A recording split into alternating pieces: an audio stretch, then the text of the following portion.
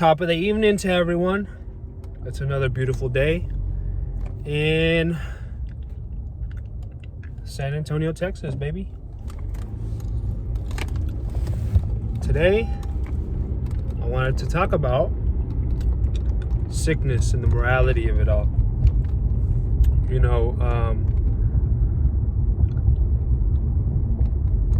COVID has become almost a charged topic. And, a lot of people have, their feelings one way or another about whether or not it was right, it was wrong, whether people with COVID should still stay home, whether, mandated vaccines were an ethical thing. And, my opinion, well, let me talk about how this all started, first of all. So the other day, my boy at work, he was out because he had the flu. He was out for about 2 days. And so he comes back and, we have a conversation about, why he stayed home, why some people say that, if you're sick, you should stay home, this, and the third, right? So I was just explaining to him my perspective and my whole take on sickness, right? And the morality of staying home, whether or not it's moral to go about your business while you're sick, right? And so let me start with this. Let me just give you, let's take it back to fucking Lil D in fucking 3rd, 4th, 5th grade, right? When I was a kid, and even growing up into my junior high and high school years, and again, this is just my perspective, right? I remember kids staying home for one reason and one reason alone. It's not because they were worried about spreading their sickness to other people. Really, it was more so that they were, quote unquote, too sick to go to school. And what do I mean by too sick, right? Meaning that they're almost I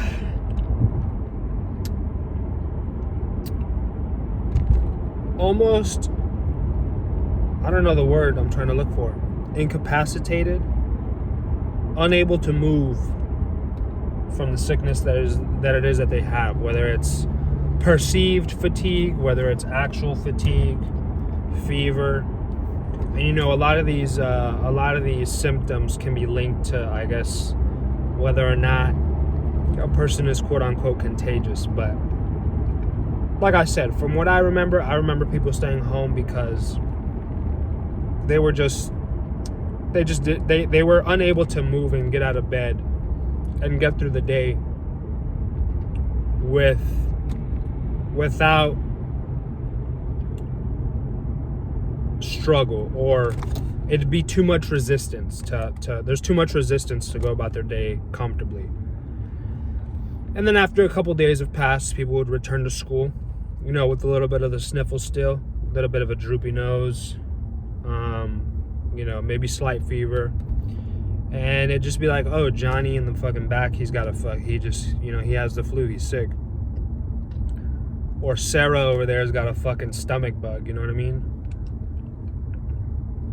Fucking Jack over there, this motherfucker's got Ebola, but he still showed up. He showed up, he's here, he's ready to learn. And so, fast forward to 2019, 2020, COVID hits the fan, and it's introduced into the US. And, I've talked about this before. I think that the close down and the shutdown of the country and, the whole shebang, right? I think at the time it was probably the smartest thing we could have done, because one, we didn't know the severity of the sickness. Once vaccines became available, whether or not you chose to get that, that's on you. You're the one who has to live with the consequences if it's a faulty vaccine. If you were considered a high-risk population, it was probably recommended that you get the vaccine. So, elderly, weaken immune systems, things of that nature, right? It was recommended that you get the vaccine. Now, me personally, I was a healthy adult, still healthy adult, exercise regularly, drink plenty of water. No signs of sickness or chronic illness, I would say. So for me, I thought it was kind of stupid, right? I'm not getting this fucking vaccine, especially if I don't know the long-term effects of it. So for me, it just didn't make sense to get the vaccine. Now, do I think that was a morally wrong choice, that if I chose not to get the vaccine, is it morally wrong for me to go about my business still? Me personally, I don't think so. Same thing with sickness, with whether it's the flu, COVID, you know what I mean? Like, I think one thing that people fail to realize is sickness has always been a part of life. Being sick, people being sick, spreading sickness. This was all something that was, quote unquote, a silent social contract that we all agree upon, that if we're going to navigate through the world, there's some risk. There's some unspoken risk that we have to accept, right? One of those is sickness. The other is death. The unfortunate reality is death is a part of life. And, I was having a conversation with a coworker right now, and I felt like we were almost about to get in a heated exchange, but, she was actually pretty level-headed, and she did ask me if I had anybody who passed away from COVID. And, thankfully, I'm one of the lucky ones that didn't. I sort of did indirectly through extended family, but I feel like because I didn't have anybody pass away, it almost gives me that emotional detachment from the topic at hand, right? It's like the same thing with any other topic, right? Abortion, for example. If you've had an abortion, you're more than likely going to be on one side or the other because of your emotional attachment to the topic at hand. So she asked me, did you have anybody pass away from COVID? And I said no. And I felt like she did say that in order to be like, well, that's why you feel this way. And I was like, I understand the perspective. Do I think that's, right or truth or like true?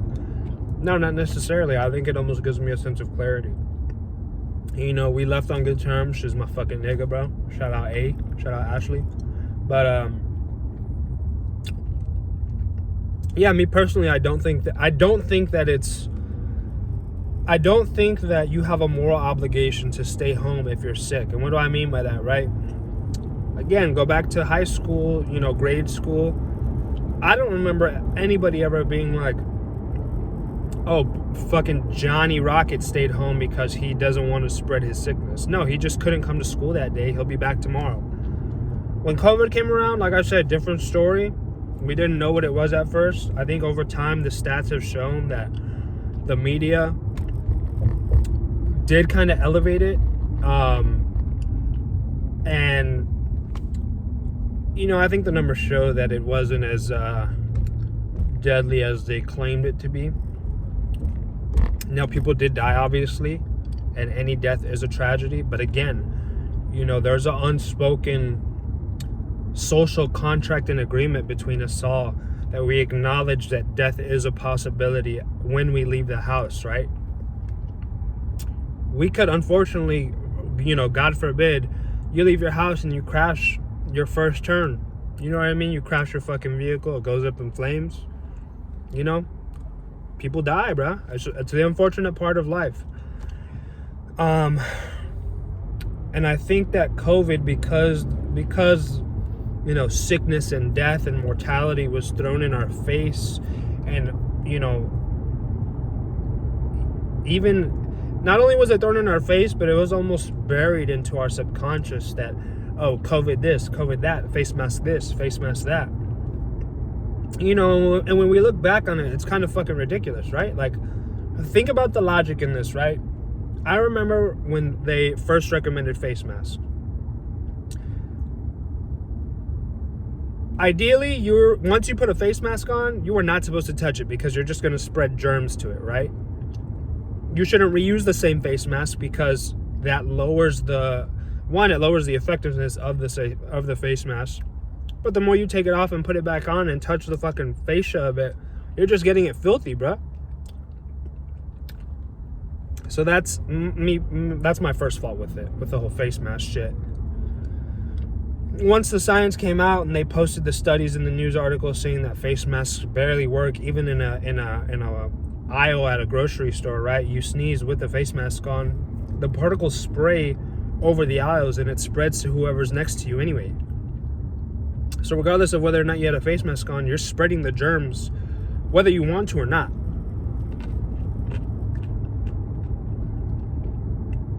And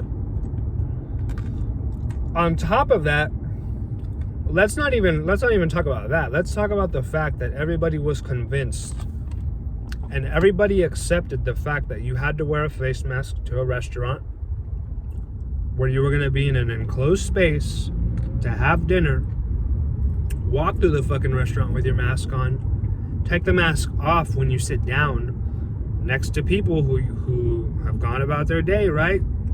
Gathered germs, done this, that, and whatever. And then if you need to go to the bathroom, you got to touch your face mask again, make it that much more filthy, walk your ass to the restroom where you're passing through people who don't have their mask on, come back to the table, take it off after you've used the restroom, eat your fucking dinner, put it back on, and then take your happy ass out of the restaurant just to take your mask off again.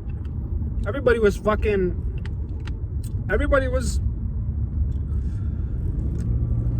that's a far stretch to say. Everybody was under the impression that they were doing good.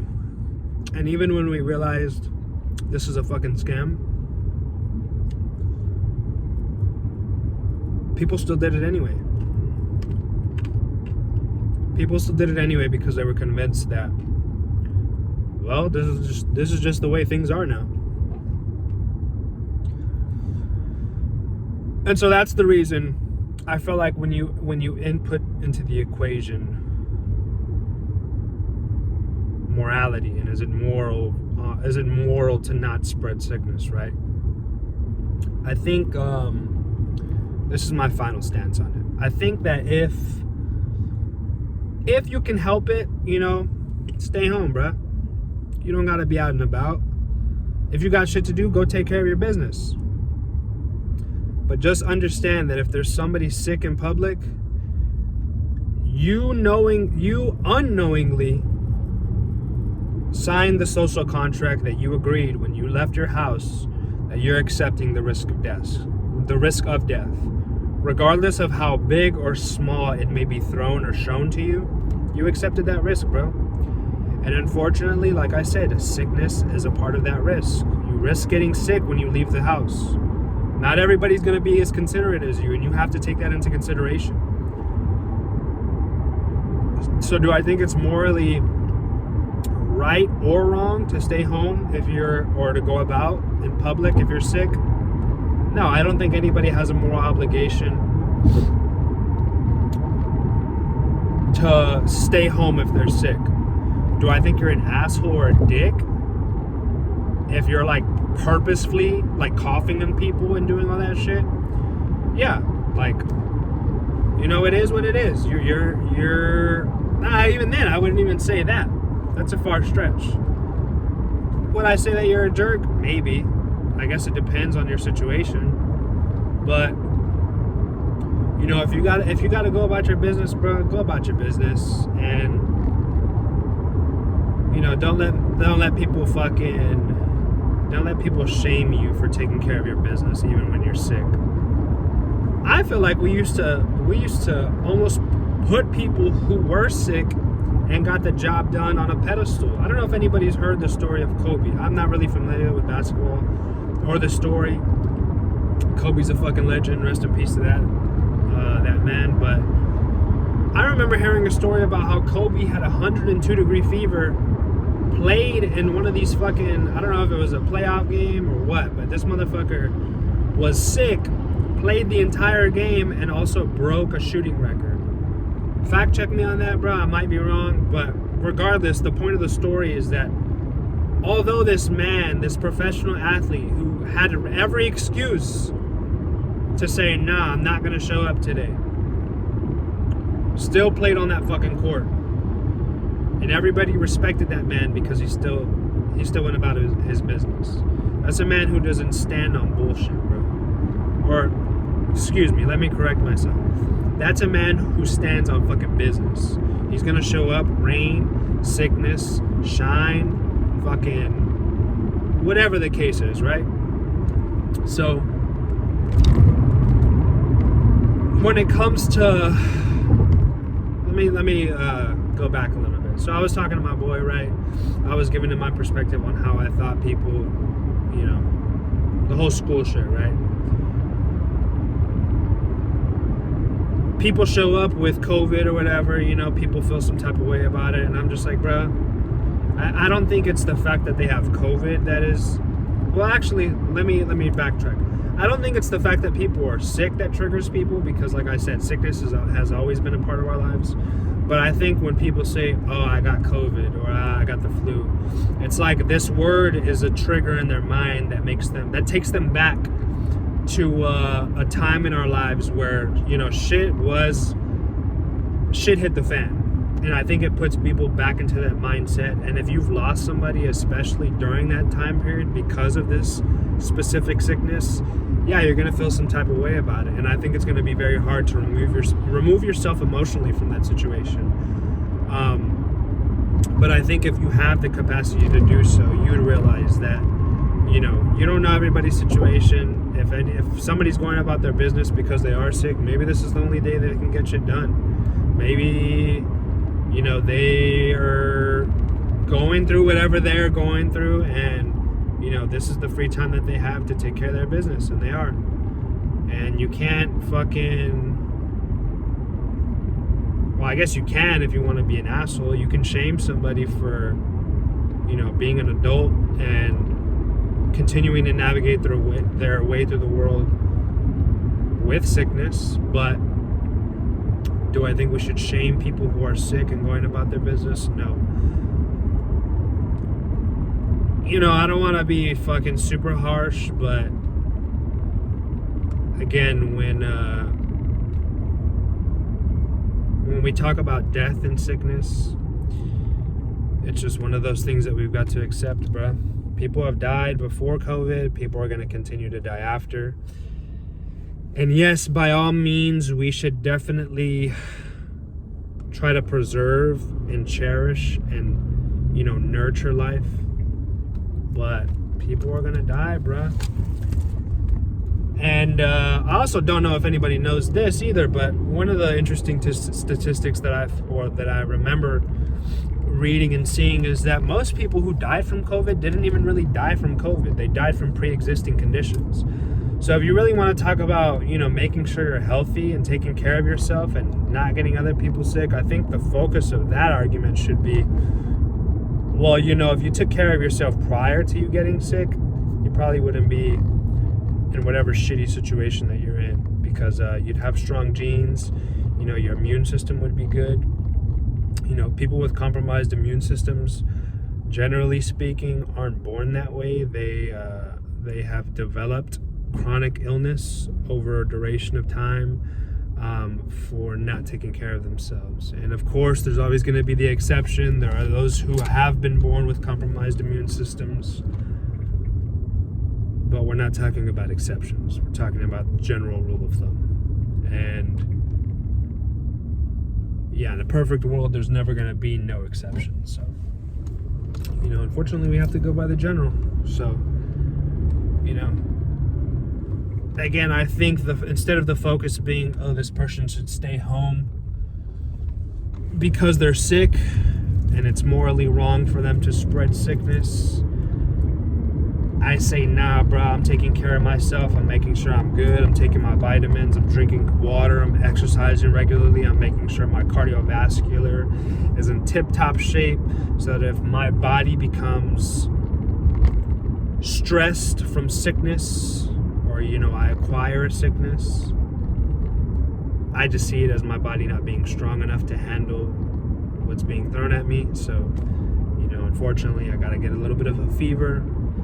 I gotta get a little bit of a runny nose to fucking get stronger, so that way I don't acquire this sickness in the future. So, you know, we should not see ourselves as weak. We should see our bodies as strong, and you know, sickness is just your body. It's just your way. It's just your body's way of becoming stronger. So, you know, I encourage you, get sick more, bro. Get sick more often. Get sick as often as possible, because I hardly ever get sick, and you know, unofficially I've had COVID once, and it didn't really affect me. Thankfully, you know, thankfully I was blessed. God blessed me with you know, a solid body, functional legs, functional arms, and the determination of a fucking Roman athlete to ensure I'm in tip-top shape majority of the time, so that in the event I do get sick, I'm Gucci, bro. So I know that was a little bit of a rant, and it was kind of all over the place, but I just thought I'd share my thoughts on that. And you know, whatever your opinion is on, you know, whether it's right or wrong to be sick, cool. You know, my girl Ash, she had her perspective on the thing because of certain things that have affected her, which I completely understand. You know what I mean? I understand why she thinks the way she does. But I also have my views, and you know, thankfully, she's a real one. She's able to have a conversation with somebody who has differing views, and you know, at the end of it, we can still fucking dap each other up and be like, you know what? I respect you. I respect you. I respect your opinion, even though I may disagree with it. But at the end of it all, we've you know, come to understand each other a little bit more, and that's what I really enjoy in life. I really enjoy talking and having conversations with people, so that you know, we can understand each other. You know, the more we become unwilling to speak with those who have differing opinions than us, the more likely we are to dehumanize and resolve to violence. Because we don't see the person who has a differing opinion than we don't see the person who has opposing views from ours as human. We just see them as the enemy. And when you see, you know, the person you're trying to respectfully disagree with as an enemy, you know, you may not realize it, but you know, we're flawed, we're humans, and you know, we would be willing to go through greater lengths to ensure our victory. So, excuse me. I just encourage you, if you have a strong opinion on something, spread it, man. Talk to somebody about it. See if your argument is strong enough to not only vocalize, but also hold up, you know, in a conversation, to see whether or not there may be some, you know, things you don't see in your own argument, or, you know, maybe it'll bring you some clarity that you didn't have prior to actually vocalizing or putting structure in your argument. So with that being said, bro, I'm gonna end it here. I know this was a longer video, a lot of bullshit chatter, and you know, no real running direction. So if you watched this far, I don't know what to tell you, bro. Shout out to you. Thanks for watching, and we'll see what tomorrow brings. I hope everybody has a wonderful day.